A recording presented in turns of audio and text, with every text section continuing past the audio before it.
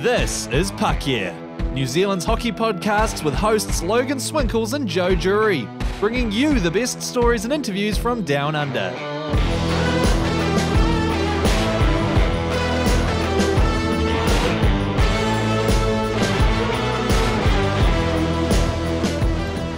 Hey guys, welcome to Puck Yeah. It's episode 67. I am one co-host, Logan Swinkles, and of course with me is Joe Jury in Auckland, New Zealand. And if you haven't heard already, the rest of the team from Puck Yeah, i.e. myself, is moving back to New Zealand at the end of March. Can't frickin' wait, Joe.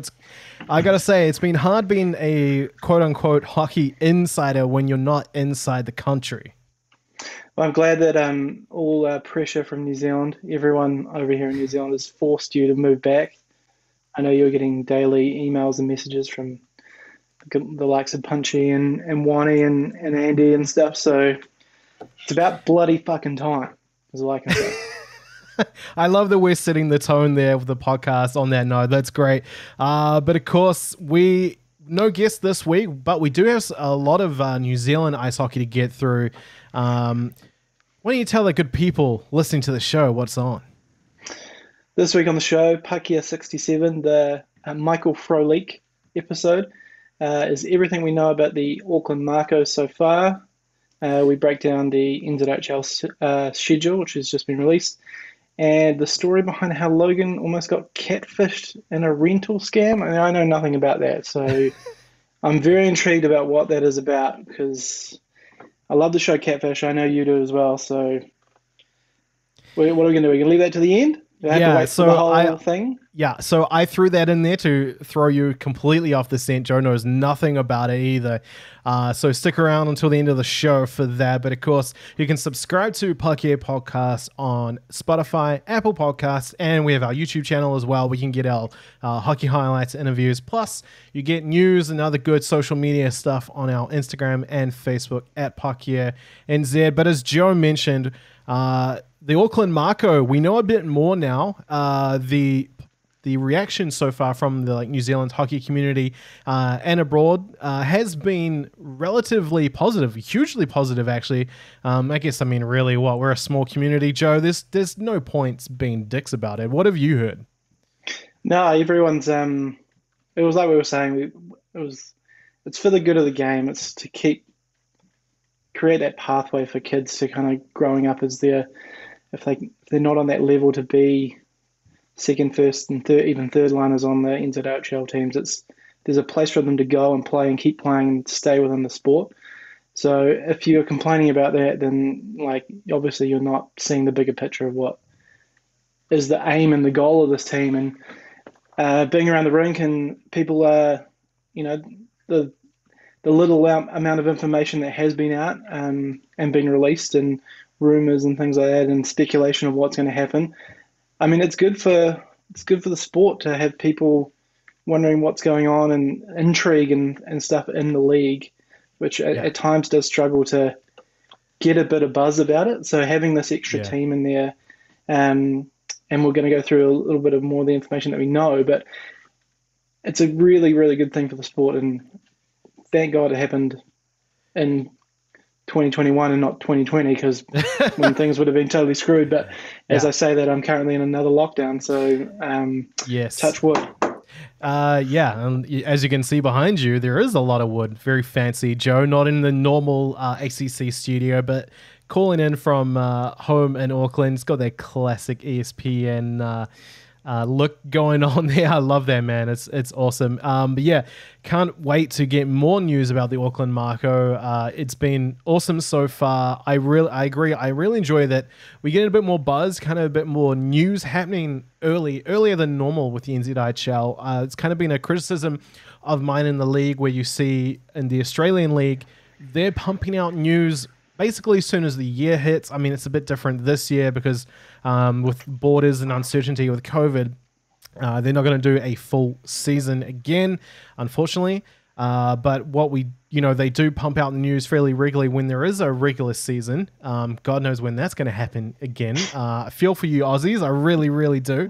Because no, you don't. You're moving back home. You don't give a fuck. You don't care anymore. Well, I mean, I did enjoy watching the hockey that I did get to see in 2019. I had to think about what year it was for a second because it feels so long ago, but I do think they do a really good job of keeping the interest, and there's Facebook groups as well that really drive it with the fan base, whereas New Zealand, I think it's a bit more localized, but that's fine. I mean, we're a smaller country, it's a smaller league, but Auckland Mako really bringing the interest there. So we're just going to quickly rattle off what we do know so far. The NZIHL it was a really cool initiative, I thought, Joe, where they did a Q&A, and they sort of answered, I guess the big burning question. So I'll go through one, and then you go through another, and we'll see how we go. So of course, the Auckland Mako, they're going to be playing each team a total or twice. So they're going to play 10 games. They're not doing a full season.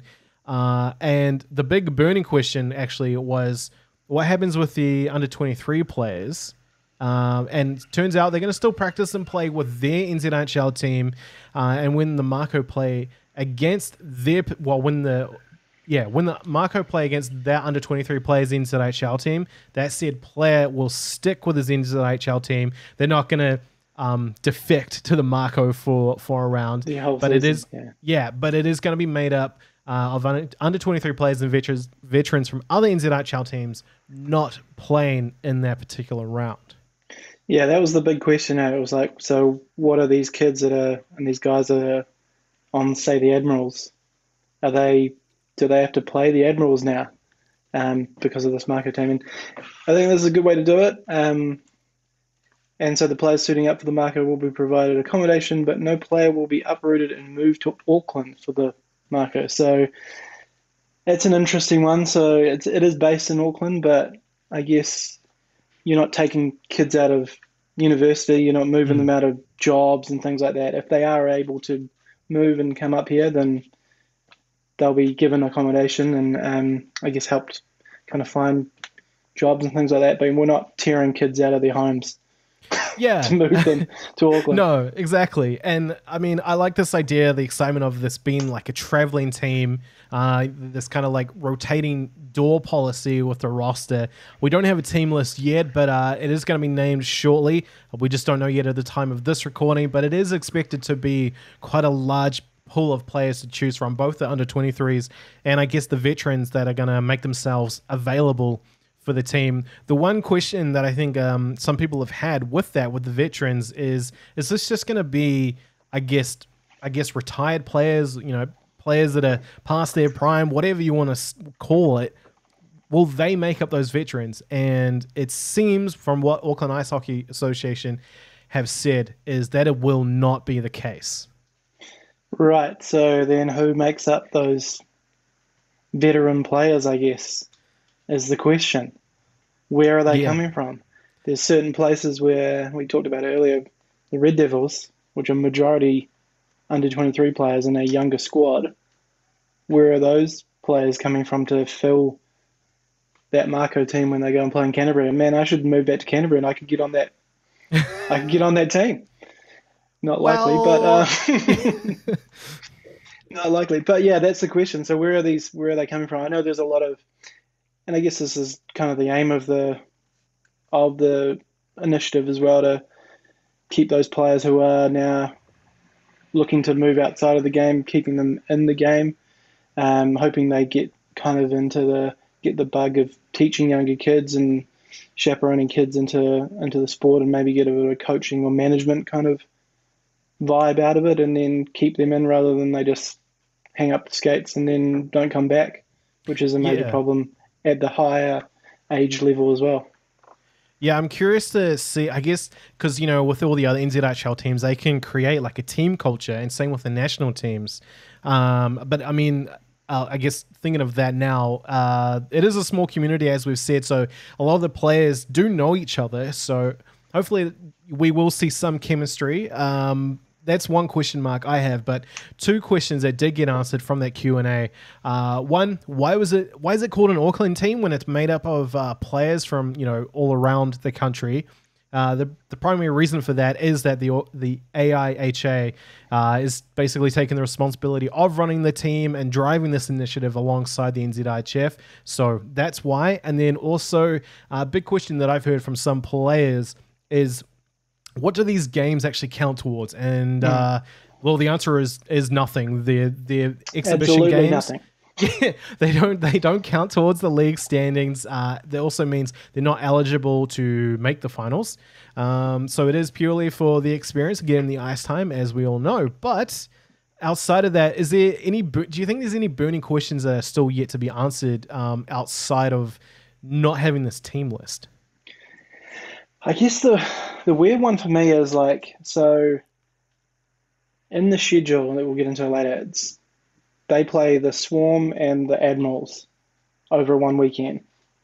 So on Saturday, you're going to have players who are basically teammates playing against the Admirals.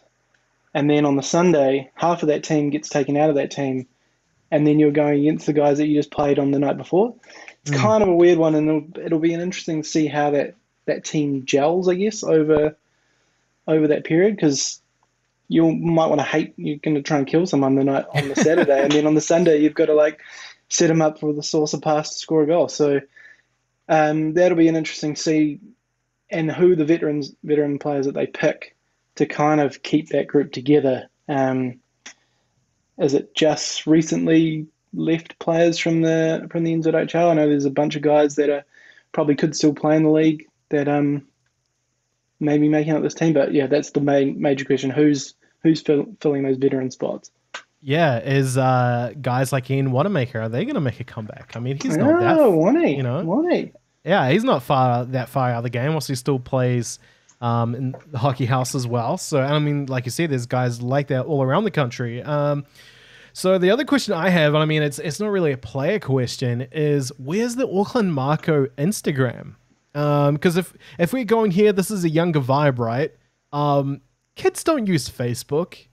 No, the boomers are on Facebook. Yeah, exactly. The younger generation, using Instagram and of course TikTok as well. But from what I've seen and what we've done with Puck here, is a lot of the NZIHL players are predominantly more active on Instagram versus Facebook. Facebook is where we get a lot of the fans, the friends, family of the players and the teams.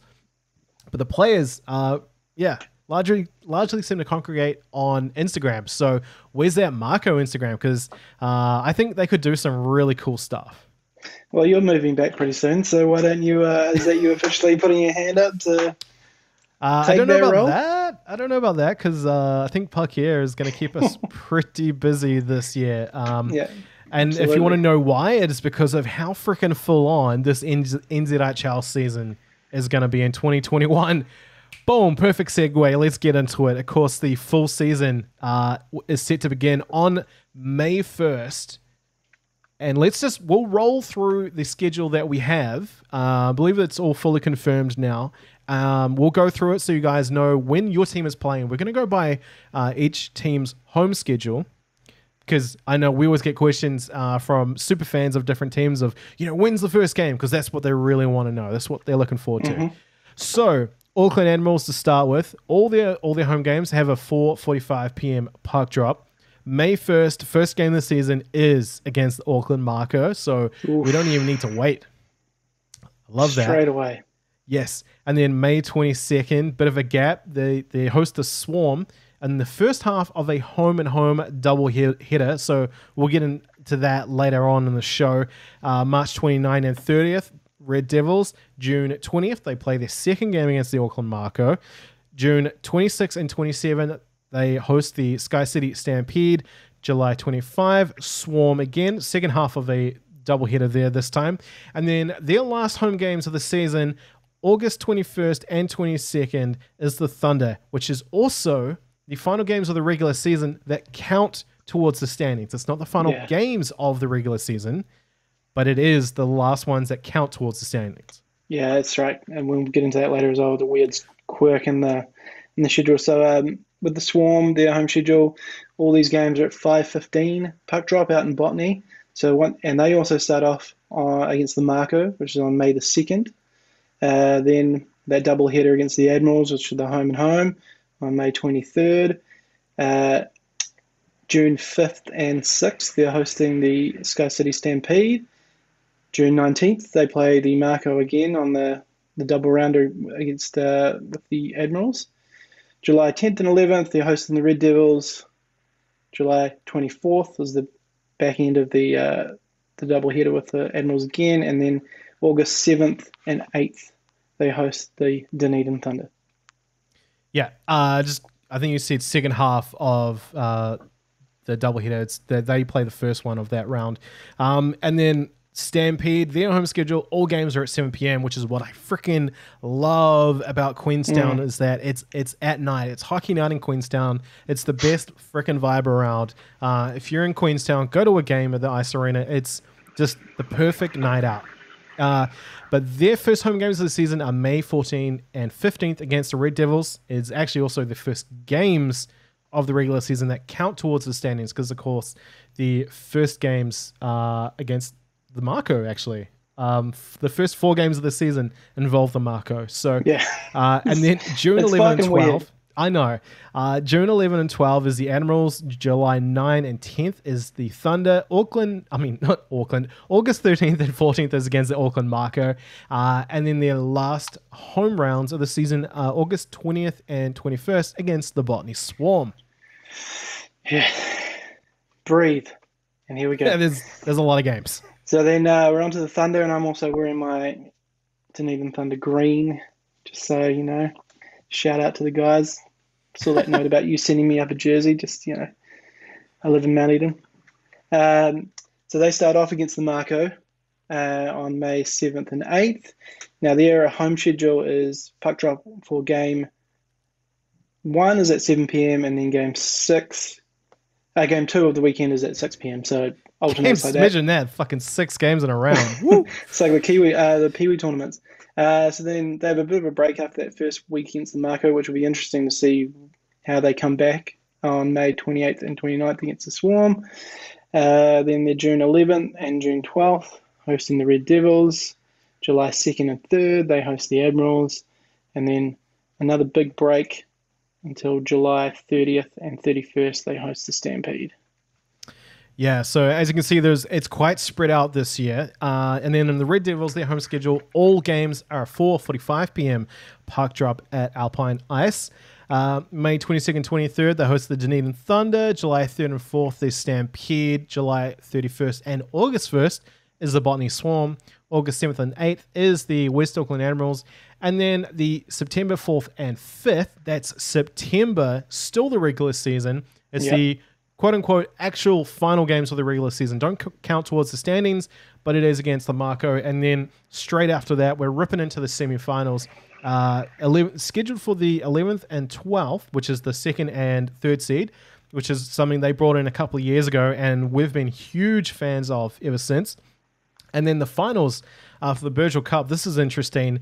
Normally it's spread over 2 weekends. This say September 17, 18, and 19. It could be a massive weekend. So interesting notes are there's the 2 semi-finals this year, not the 1, which is very interesting.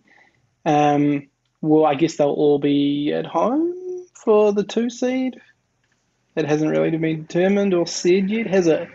No, it's all TBA at the moment. So, I mean, my question there is are you going to go like UEFA styles and have an aggregate on scoring, or what happens there? I mean, assuming that's how you do it, but then the idea of that is that the away goals count for more. So maybe if they do that, then it'll be 1 for each team.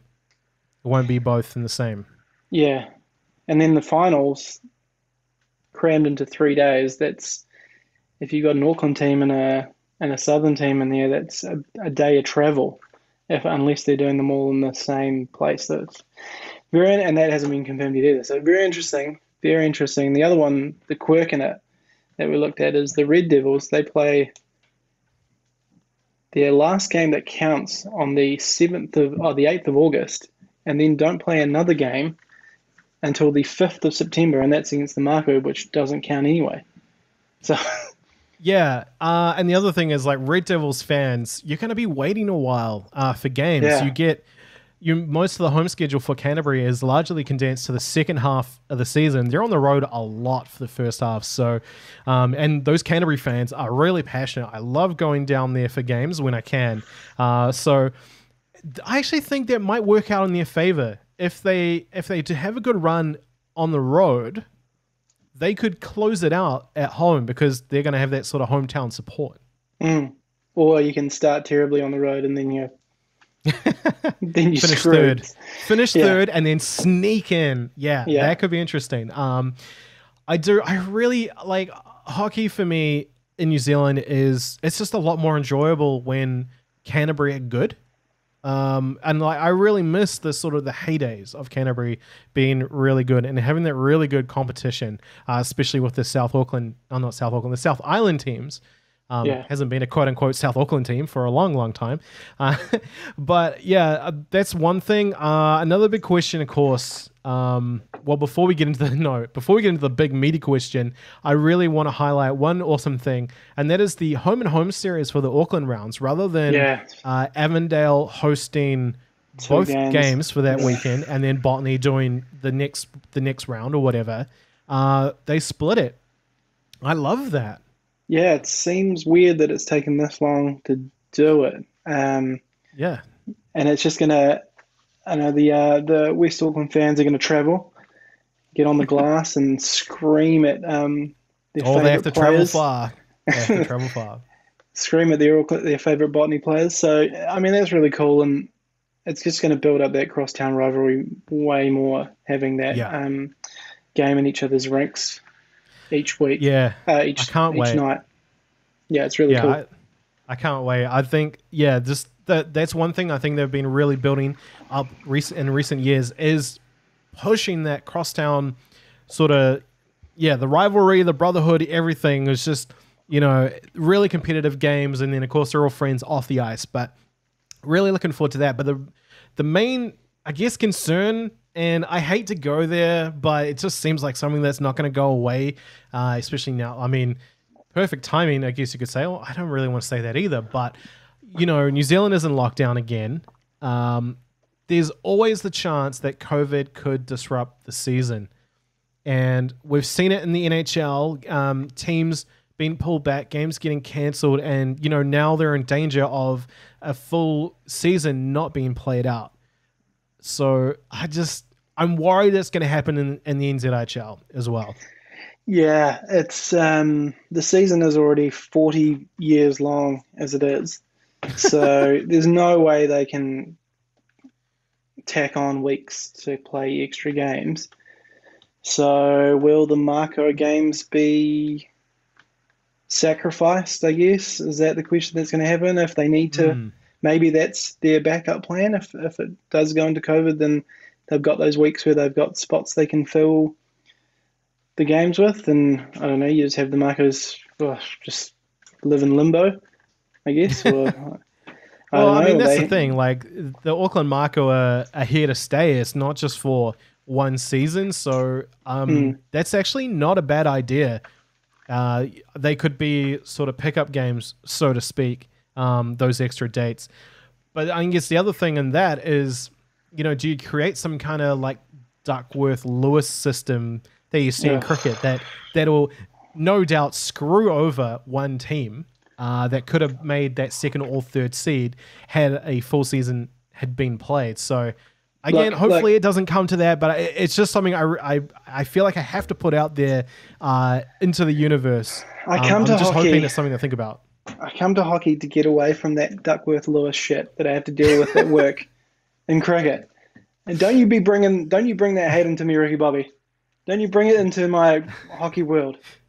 Those Dicks, Duckworth, and Lewis just make no sense. Doesn't even work in cricket, so let's not even think about it coming into... I guess they just get points percentage, but then it's weird when the schedule is so stacked and Yeah. against the Red Devils with their home dates, and I don't know, you play the Mako teams early, you're not actually playing games. It's weird. It's weird. The other thing we need to mention here is how long the season is. We've sort of teased it a couple of times. Let's get into it now. It stretches from the start of May until mid-September. Previously, the last full season we got, which was 2019, a champion was awarded in mid-August. Then there was a short break before the Winter Games, which is at the start of September. Now the finals, don't wrap up until mid-September. I'm worried there's going to be, I'm worried there's going to be greater burnout for volunteers. Like, I guess not all, some volunteers only volunteer for one team, so things kind of get spread out. But, some people volunteer basically for the league and for the federation. So, I think that's something that needs to be tackled. Yeah, and what's the roll-on effect of the associations, other leagues like the minor hockey and stuff like that, with the league extending on, maybe it'll work in that favour that they'll be able to get those games in a shorter season for that. Yeah. And the sacrifice is the longer season of the NZIHL. But you're leaning on people for a long time to come and help out at the rinks, and everyone does it for the love of the sport. So fingers crossed they stick at it. Yeah, that's the thing. You got to really, I think it's a really important thing. You have to foster those relationships, look after those people. I know when I was looking after the media for the NZIHL and we had that Sal's Pizza deal, I was dishing out pizza vouchers to the to the live stream volunteers at the end of the season, basically being like, here, go throw yourself a pizza party or something. You guys do so much for so little. And it is, all for the love of the game, and hugely, everyone is hugely appreciative of that. So I just really hope that they're catered to and looked after, because without them, we don't have a league, we don't have a sport to talk about. So really hoping for that. But can't wait for the NZIHL season. It's going to be a massive year for Puck Year. We're going to have content coming out of our ears, man. I don't even know, I feel like we almost need to hire people. Yeah, you're coming back, so that's going to help a lot. And we need to get into this catfish situation. So what happened? So obviously you're now moving home, so you've got to figure out where you're going to live. I don't have any room here for you, Sarah, and Madison, so unfortunately I can't have you in our house. Love to, but what's the deal? Right. What's the deal with this story? As everyone knows, for people returning home, you have to do 2 weeks of managed isolation. You don't know at that point, I don't know where we're going to end up. So we could be in Auckland for 2 weeks. We could be in Hamilton. We could be in Rotorua. We could be in Wellington. We could be in Christchurch. Yeah, you don't find out until you land and you get on the bus and they're like, you're going to Rotorua. And you're like, oh. Yeah, which I normally wouldn't mind, but having an infant is not going to make that bus trip fun for us or for basically everyone else on that bus. So we'll see. But there's this really awesome Facebook group for Kiwis returning home that sort of give advice, on how to deal with being in isolation for 2 weeks. Some really awesome tips and a lot of food pics. So one thing I'm looking forward to is the food looks incredible. I've heard my mum would message me and say, oh, there's all this stuff in the news about how bad it is in isolation. I'm like, well, I'm seeing another side of it. And it looks, aside from the isolation part, it looks all right. You don't get to go out and exercise as much as you probably would like to, but the food seems like it's okay. So that's something to look forward to. But on this Facebook group, someone was offering to rent a house, one in Remuera, and one in Tauranga. The one in Remuera is the one that caught our attention. This is basically where the story should end here, but it doesn't. They were wanting $500 a week, which if you know Auckland, that is just way too good to be true. Yeah, that's very cheap. That's especially for in Remuera. That's okay. So you've perked my interest in the creepiness of this already. Yeah. So, and then I checked in with one of my good friends, Bevan, who was a groomsman at my wedding, as was Joe. Yep, great man. He Bevan used to live in Remuera, and he said they were paying up to $1,200, $1,300 a week. I think there was a 5-bedroom. This is a 4-bedroom. It looked amazing. It looked ideal for our situation. Ensuite for myself and Sarah, room for our daughter, a guest room for people to come crash, or our parents to come stay, plus another room on the other side of the house that I was like, yeah, that can make that like my little gaming studio or podcasting studio for doing interviews and stuff. So the photos really sold us on that. The one thing is, we asked twice for a street name, and when we finally got one, we searched it on Google Street View, and I couldn't find anything that resembled what was in the photo. So, as we mentioned, we both love the show Catfish. It's one of my favorite shows of all time. I'm going to put that out there. So one thing there on their show is reverse image searching to find if people have just stolen photos from somewhere. So that's what Sarah did. And it turns out this house is in Karaka, not in Remuera. Yep. And I had wondered, it just looked a bit more suburban. Like, it didn't really feel like a Remuera house to me. So we raised the issue with the admins on the Facebook group. They removed the post and booted the scammers. And other people that were commented on the original post were warned. But then, like, the scammers just kept trying.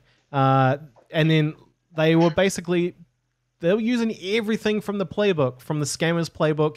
They were taking every page. You could tell they were getting desperate. They were emailing in the morning asking to fill out like an application form.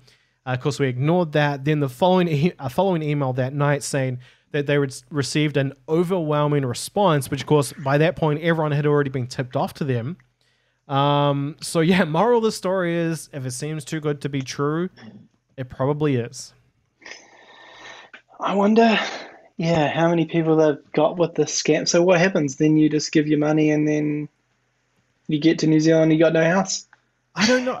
So this is the weird thing I don't get is they wanted people to come and check the place out. They wanted to meet them. It wasn't like they were trying to get us to rent the house without seeing it. We were like, oh, well, we're going to be in isolation. They were trying to fill it by the end of March. Of course, that's only when we're flying in. But we're like, our parents could come see it and vouch for us. Here's our references and stuff from previous landlords. So they were gathering all this information from a bunch of people, and we're going along with this, that they were going to hold viewings. So I was like, what happens when everyone shows up at that address? So what was the... I just... It's the thing. It's hard to rack your brain around it. Are they just so dumb that they would think, I'm driving down the southern motorway. I'm not going to Remuera. I'm going out of Auckland. Hang on a minute. Yeah.